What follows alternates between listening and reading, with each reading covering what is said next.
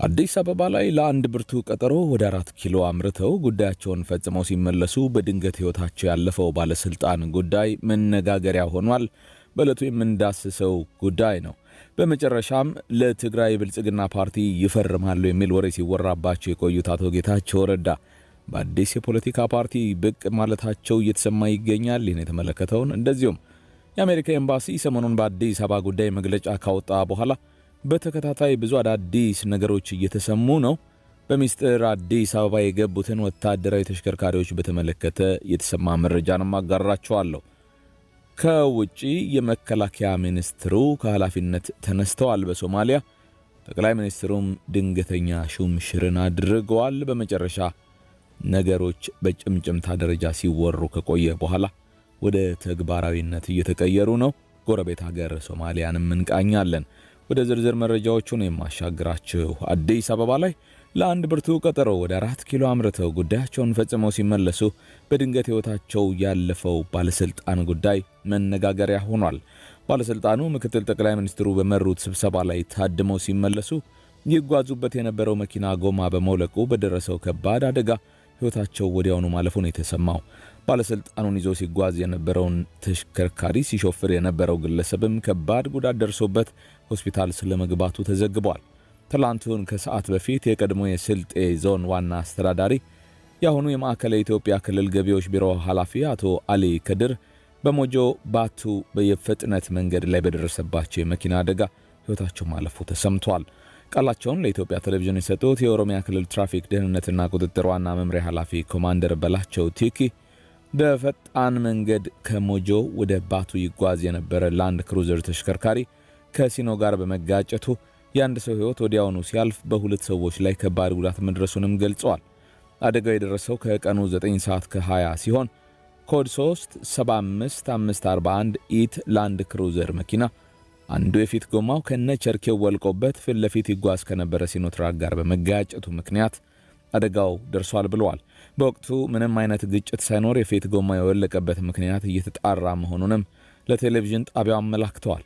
በምክትል ጠቅላይ ሚኒስትር ማዕረግ የዴሞክራሲ ስርዓት ግንባታ ማስተባበሪያ ማዕከል ኃላፊና የብልጽግና ፓርቲ ምክትል ፕሬዝዳንት አቶ አደም ፋራህ በአቶ አሊ ከድር ድንገተኛ ህልፈት የተሰማቸውን ሐዘን ገልጸው ዛሬ በጽሕፈት ቤታቸው ከተካሄደ አመራሮች ስብሰባ ወደ ሥራ ሲመለሱ አደጋው እንዳጋጠመም ጠቁመዋል።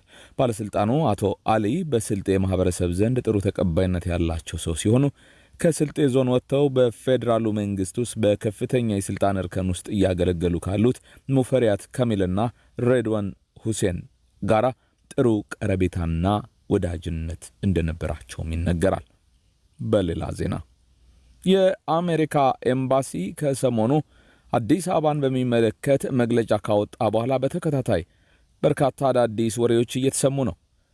ኤምባሲው በአዲስ አበባ በቀጣይ ቀናት አስጊና አሳሳቢ የሁከት ክስተቶች ሊኖሩ እንደሚችሉ በገደምዳሜ በጠቆመበት መግለጫው የአሜሪካ ዜጎች ጥንቃቄ እንዲያደርጉ ማሳሰቡንም ነግረናችሁ ነበር።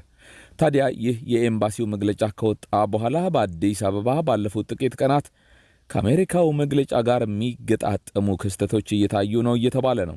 የቤት ለቤት ፍተሻውና አፈሳው ተጠናክሮ የቀጠለ ሲሆን ከዚህ ጎን ለጎን ወደ ከተማ ብረት ለበስ ወታደራዊ ተሽከርካሪዎች እየገቡ መሆኑንም ለማወቅ ተችሏል። ተሽከርካሪዎቹ የውጊያ መሳሪያ የተገጠመላቸውና አድማ ለመበተን የሚረዱ ዘመናዊ ተሽከርካሪዎችም ናቸው። እነዚህ ወታደራዊ ተሽከርካሪዎች ምሽት ለእኩለ ሌሊት መቃረቢያ በሰልፍ እንዲጓጓዙ የተደረጉ ሲሆን ክስተቱን የተመለከቱ ተንቀሳቃሽ ምስሎችም ወጥተዋል። ይህንን ተከትሎም በአዲስ አበባ የአሜሪካ ኤምባሲ እንዳለው አንድ አዲስ ነገር ይኖር ይሆን ወይ በሚል ሰዎች እንዲጠይቁ አድርጓል። ብዙውን ጊዜ ብረት ለበስ ተሽከርካሪዎች አዲስ አበባ ላይ በስፋት የሚታዩት ጠበቅ ያለ የጸጥታና የደህንነት ቁጥጥር ሥራ ለማከናወን የፓትሮል ስምሪት ሲሰጥ አሊያም ጥቁር እንግዶች ወደ ከተማዋ ሲመጡ ነው። ከዚህ ውጭም በአደባባይ የሚካሄድ አንዳች ወሳኝ የተባለ ሁነት ሲኖር ለትዕይንቱ ጥቅም ላይ የሚውሉ ወታደራዊ ተሽከርካሪዎች ወደ አዲስ አበባ እንዲገቡ ይደረጋሉ። ይህ ደግሞ ከዚህ በፊት በመከላከያ በኩል ሲደረግ የታየ ነው። መከላከያ መስቀል አደባባይ ላይ ወታደራዊ ትርኢት ለማሳየት ሲሰናዳ ለትዕይንቱ ግብዓት የሚሆኑ ተሽከርካሪዎችን በምሽት ወደ አዲስ አበባ ጦር ኃይሎች ወደሚገኘው ዋናው መስሪያ ቤት ግቢ ተጓጉዘዋል። እናም ፌዴራል ፖሊስ ከሰሞኑ አዲስ አበባ ላይ ልዩ የሆነ ነገር ሳያሳይ እንደማይቀር ተገምቷል። ጉዳዩ ሰሞኑን የአሜሪካ ኤምባሲ ካወጣው መግለጫ ጋር ተያይዞም ብዙ እያስባለ ይገኛል። ለዚህ የኤምባሲው መግለጫ ምላሽ አዘል መልእክት ያስተላለፈው የፌዴራል ፖሊስ በአዲስ አበባ ምንም አይነት የጸጥታ ስጋት የለም ሲል ነው ጉዳዩን ያስተባበለው። ያም ሆኖ የአሜሪካ ኤምባሲ በሰሞንኛው መግለጫው ጠቆም ለማድረግ የሞከረው በአዲስ አበባ የተጠናከረ ወታደራዊ እንቅስቃሴ መኖሩን እንደሆነ ለጉዳዩ ቅርበት ያላቸው ምንጮች ይናገራሉ። ከአሜሪካ ኤምባሲ መግለጫ በኋላ በተከታታይ እየወጡ ያሉና በተጨባጭም እየታዩ ያሉ ጉዳዮች የሚጠቁሙትም ይህንኑ ነው። ወደ ጌታቸው ረዳና ህወሓት ጉዳይ ላሻግራችሁ። በመጨረሻም ለትግራይ ብልጽግና ፓርቲ ይፈርማሉ የሚል ወሬ ሲወራባቸው የቆዩት አቶ ጌታቸው ረዳ በአዲስ የፖለቲካ ፓርቲ ብቅ ብለዋል። በአቶ ጌታቸው ረዳ ሲመራ የቆየው የህወሓት አንጃ ራሱን ወደ ቻለ ፖለቲካ ፓርቲ መሸጋገሩን ትላንቱን የገለጸ ሲሆን በአዲስ ፓርቲ ብቅ ያሉት አቶ ጌታቸው ረዳ ራሳቸውን በጊዜ ከህወሓት በመነጠል ከከባዱ አደጋ ማምለጣቸው ነው እየተነገረ ያለው። በአቶ ጌታቸው ረዳ ሲመራ የቆየው የህወሓት አንጃ ራሱን ወደ ቻለ ፖለቲካ ፓርቲ መሸጋገሩን እነ ደብረጽዮን ጋር ያለው እህል ውሃ ማብቃቱንም ይፋ አድርጓል። ይህ በጌታቸው ረዳ ካህሳይ የሚመራው አዲሱ ፓርቲ የትግራይ ሊበራል ዴሞክራሲያዊ ፓርቲ እንደሚባልም ተሰምቷል። ግንቦት 5 ቀን 2017 ዓ.ም የፓርቲው ምስረታ ይፋ ይሆናል ያሉት ምንጮች ምርጫ ቦርድ ህወሓት ከፓርቲነት እንዲሰረዝ ለማድረግ እስከ ግንቦት 5 ቀነ ገደብ መስጠቱን አስታውሰዋል። ህወሓት ከምርጫ ቦርድ በይፋ ስሙ ይሰረዛል ተብሎ በሚጠበቅበት ቀን ጌታቸው ረዳ በአዲስ ፓርቲ ብቅ በማለት ምጽታዊ የሆነ እንቅስቃሴን አድርገዋል። ጠቅላይ ሚኒስትር አብይ ተመልሰን ወደ ጦርነት እንገባለን ሲሉ ያስጠነቀቁበት ጉዳይም በድጋሚ መጥቷል። ሰሞኑን ከወደ መቀሌ በላዩ ያከታተለ መግለጫ እያወጣ ያለው ደብረጽዮን ገብረ ሚካኤል የሚመሩት የህወሓት ክንፍ ምርጫ ቦርድ የሰረዘው የቀድሞ ህጋዊ ሰውነቱ ካልተመለሰለት አደገኛ ሁኔታ ሊከሰት እንደሚችል አስፈራርቷል፣ አስጠንቅቋል። ለዚህ የህወሓት ማስጠንቀቂያ እስካሁን ከ4 ኪሎ በኩል የተሰጠ ምላሽ ባይኖርም ጠቅላይ ሚኒስትሩ አብይ ግን በዚህ አመፀኛ ቡድን ላይ ከበድ ያለ እርምጃ ለመውሰድ መሰናዳታቸው እየተሰማ ነው። የጌታቸው ረዳ ዘወር ማለትም ከዚህ አንጻር በቀጣይ ምን ይፈጠር ይሆን የሚል ስጋትን አሳድሯል። የነደብረጽዮን ገብረ ሚካኤል ህወሓት የብሔራዊ ምርጫ ቦርድን ትዕዛዝ አክብሮ ጠቅላላ ጉባኤ ማካሄድ ባለመቻሉ ባለፈው የካቲት ወር የ3 ወራት እገዳ እንደተጣለበት የሚታወስ ነው። እግዱ ፓርቲው ጠቅላላ ጉባኤውን ለማካሄድ ዝግጅት እንዲያደርግና ለቦርዱ እንዲያሳውቅ የሚያሳስብ ሲሆን በዚሁ ትዕዛዝ መሰረት ህወሓት የሚጠበቅበትን ካላደረገ ከፓርቲ ሰውነቱ እስከ መሰረዝ ሊደርስ እንደሚችልም ነው የተነገረው። ወደ ሶማሊያ ጉዳይ ላሻግራችሁ። የሶማሊያው ጠቅላይ ሚኒስትር አዲስ ሹምሽርን አካሂደዋል። ለቀናት በጭምጭምታ ደረጃ ሲነገር የነበረው ጉዳይ አሁን እርግጥ ሆኗል። በዚህ የጠቅላዩ ሹምሽር የውጭ ጉዳይ ሚኒስትሩ አዲሱ የመከላከያ ሚኒስትር ሆነው በአዲስ ኃላፊነት መሰየማቸውም ነው የተዘገበው። የሶማሊያ ፌዴራል መንግስት በዚህ ሳምንት የካቢኔ ሹምሽር ለማድረግ በዝግጅት ላይ እንደሆነ ሲነገር ከቆየ በኋላ በመጨረሻም ወሳኝ ወደ ተባለው ምደባ እንዲገባ ተደርጓል። የሀገሬው ጠቅላይ ሚኒስትር ሐምዛ አብዲ ባሬ የውጭ ጉዳይ ሚኒስትሩን አህመድ ሙአሊም ፊቂን በመከላከያ ሚኒስትርነት ሾመዋል።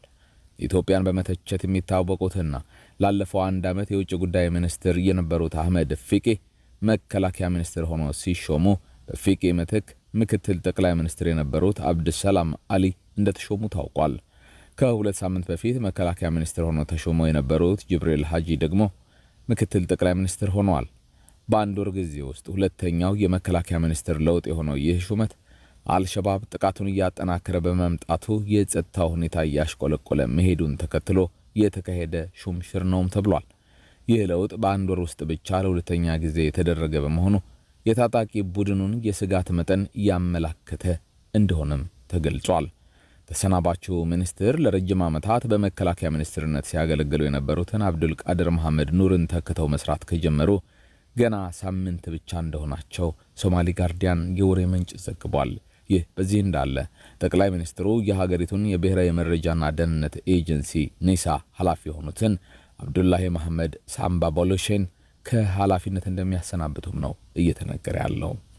ተንታኞች በቁልፍ የጸጥታና የመከላከያ ቦታዎች ላይ ያለው የስልጣን ሹምሽር የሀገሪቱን የደህንነት ተቋማት አቅም ይበልጥ ሊያዳክም ይችላል ብለዋል። በእንቅርት ላይ ጆሮ ደግፍ እንዲሉ ከስልጣን ከተሰናበቱ በኋላ በቅርቡ የተመለሱት የሶማሊያ ብሔራዊ ጦር መከላከያ ሰራዊት አዛዥ ጀነራል አድዋ ዩሱፍ ራጌ የሥራ መልቀቂያ ደብዳቤ ለሀገሪቱ ፕሬዝዳንት ሐሰን ሼህ መሐመድ መጻፋቸውም ተሰምቷል። የሶማሊያ ብሔራዊ ጦር ከአልሸባብ ታጣቂዎች ጋር በሚደረገው ውጊያ ከባድ የሚባለው ዋጋ እየከፈለ ባለበት በዚህ ወቅት የመከላከያ ሰራዊት ጠቅላይ አዛዡ ከኃላፊነት ለመልቀቅ ያላቸውን ፍላጎት ለፕሬዝዳንት ሐሰን በደብዳቤ ያሳውቋል ተብሏል። በመሆኑም ፕሬዝዳንት ሐሰን ሼህ መሐመድ በአልሸባብ ላይ የሚደረገውን ዘመቻ ለማጠናከር ከፍተኛ ወታደራዊ አመራሮችን በአዲስ መልክ ያዋቅራሉ ተብሎ ይጠበቃል።